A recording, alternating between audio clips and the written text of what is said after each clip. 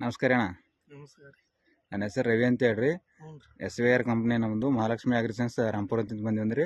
ನಿಮ್ಮ ಹೆಸರು ಏನು ರೀ? ನಮ್ಮ ಹೆಸರು ಸದಾಶಿವ ಹೇರ್. ಊರು ರೀ? ಊರು ಮದ್ರಿ ರೀ. ತಾಲೂಕು ರೀ?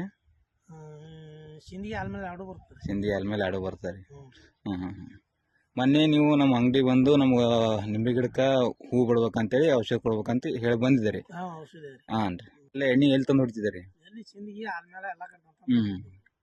ಈಗ ರಾಂಪುರ ಮಹಾಲಕ್ಷ್ಮಿ ಆಗೋದ್ರಿಂದ ಎಷ್ಟು ದಿನ ಆಯ್ತು ತರಕತ್ ನೀವು? ಈಗ ತಂದು 20 ದಿನ ಆಯ್ತು. 21ನೇ ತಾರೀಕು. 21ನೇ ತಾರೀಕು ತಂದಿರಿ. ಅದಕ್ಕೆ ಮೊದಲ ಬೇರೆ ಕಡೆ ತಂದು ಹೊಡೆದಿರಿ. ಹೊಡೆದಿದ್ದೀವಿ ರೀ. ಅಲ್ಲಿಕಿನ ಇಲ್ಲಿ ಹೆಂಗ ಅನ್ಸದ ನಿಮಗೆ? ಅಲ್ಲಿಗೆ ತಿಲ್ಲಂದ್ರೆ ಗುಣ ಅನ್ಸ್ಯಾದ ರೀ. ಗುಣ ಅನ್ಸದ. ಮತ್ತು ಹೂ ಅದೇನು ಬಿಡಕತ್ತದೇನಿಲ್ರಿ? ಬೆಳ್ಳಕಪ್ಪ ಹೂ ರೀ. ಹೂ ಬಿಡಕತ್ತದ ರೀ.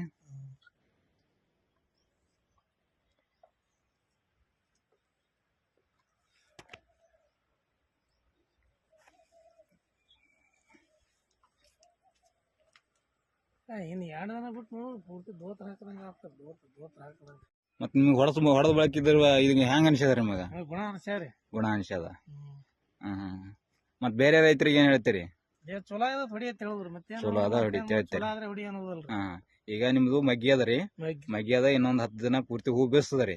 ಈಗ 2 ಡೋಸ್ ಒಂದು ಬರ್ದು ಕೊಡ್ತೀನಿ ರೀ.